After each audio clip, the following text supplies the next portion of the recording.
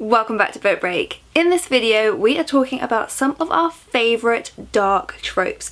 Those tropes in books that we maybe shouldn't love but we just can't seem to get enough of. So I asked you guys on the community tab to let me know your favourite tropes. Elle and I on the Book Break team discussed our favourite tropes, and I have got a list of 7 dark book tropes that we all just seem to love, and I'm going to recommend you a book for each one. I do have a little bonus one to mention.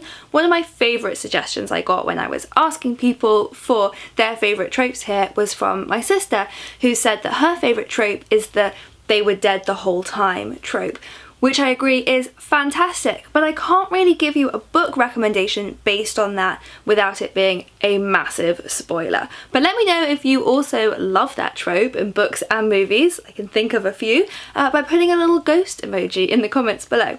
But now for 7 dark tropes and their matching book recommendations. Starting off with complicated friendships. We all just seem to love stories about friends or friendship groups where everything isn't quite what it seems on the surface. So if you love this trope, a really good book is The Ophelia Girls by Jane Healey. This one is told between 2 timelines. So in the 70s, we meet this group of friends who are nicknamed the Ophelia Girls.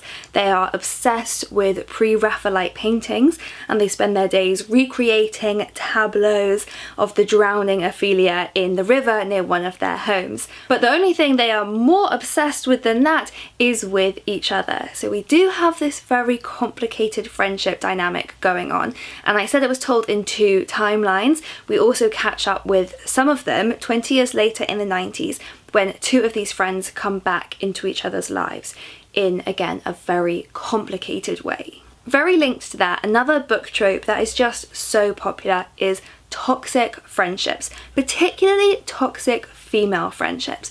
And there's definitely some negative stereotypes to address here. None of my female friendships have ever been as toxic as the ones that I seem to love reading about. Maybe that's why. Maybe it's because we all know that female friendships are so warm and supportive that we just love reading about the ones that take a dark turn. So a book recommendation you will love here is Can You See Me Now by Trisha Saklecha. This is another one told with dual timeline. In present day, Alia is working in the Indian government, but she is still haunted by a terrible thing that happened many years before when she was at this elite school in Delhi and fell in with a group of very wealthy, very privileged girls. And they all had such a toxic dynamic. In the present day, some of these girls are still in each other's lives and Alia still doesn't know who to trust. Then there's the trope of the heartless teenager, and I think this trope is maybe why teenagers just seem so scary to me. So a book recommendation here is Heaven by Mieko Kawakami. Warning, this book does contain some pretty miserable scenes of bullying, quite explicitly described. So this is about a boy, an unnamed boy, who is being relentlessly tormented by bullies in his class because of his lazy eye. And the only friend he makes is with a girl in his class who is being similarly tormented by these bullies because of her appearance. So these two form a friendship, united by their fear and the pain that they're going through. And this friendship leads to these kind of philosophical conversations between them about victimhood and about strength. Okay, loads of you said that your favourite dark trope is scary children.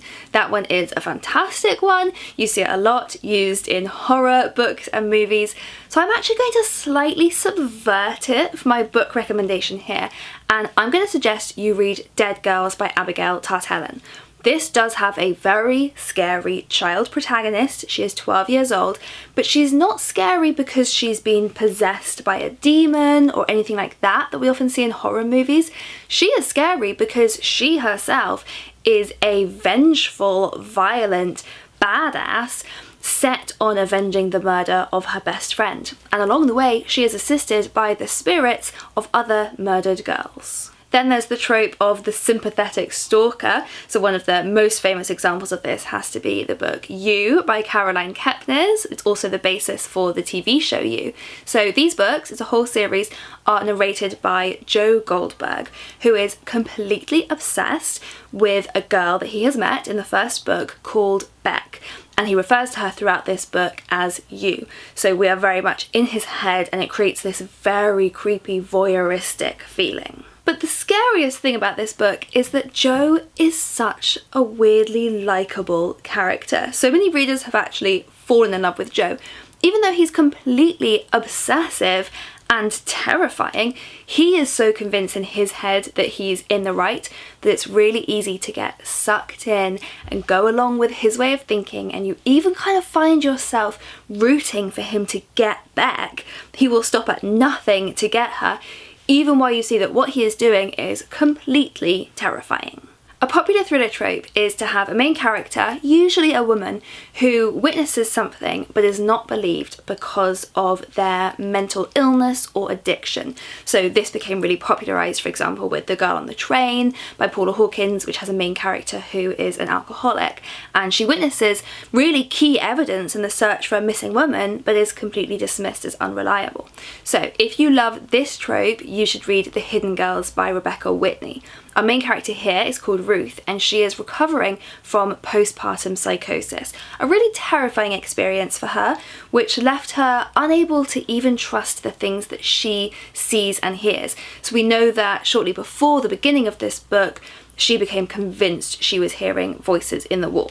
So now, when she once again starts hearing noises and voices in the night, sounds of someone in distress, even she isn't sure whether to trust herself, and her husband and even the police are all very dismissive.